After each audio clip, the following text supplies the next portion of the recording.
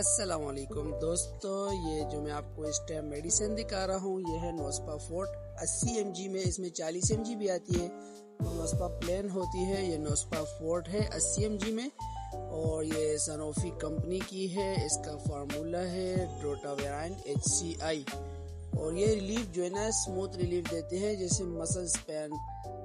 मैं आपको बताऊं तो स्टमक जो पेन होता है कितना ज़्यादा शदीद होता है, ये उसमें बेहतरीन काम करता है। स्टमक पेन में और एब्डोमिनल जितने भी पेन होते हैं उस सब में बहुत बेहतरीन काम करता है। अच्छा, 30 टैबलेट्स का एक जो है ना पाउच आता है। इसके अंदर मैं आपको ये बताऊं कि इसकी प्राइस क्या है। तो इसकी प्राइस है 610 रुपये। ये 620 रुपीज़ का प्रोडक्ट जो है ना इलेक्ट्रोस का है। और ये नोस्पा फोर्ट की गोली है 80 mg की। ये मैंने आपको इसके बारे में बताया। बाकी अगर आपको इसकी तफसीलात जाननी है तो मुझे कांटेक्ट करें, मुझे कमेंट्स करें, फिर मैं आपको इसकी मज़ीद डिटेल बताऊंगा।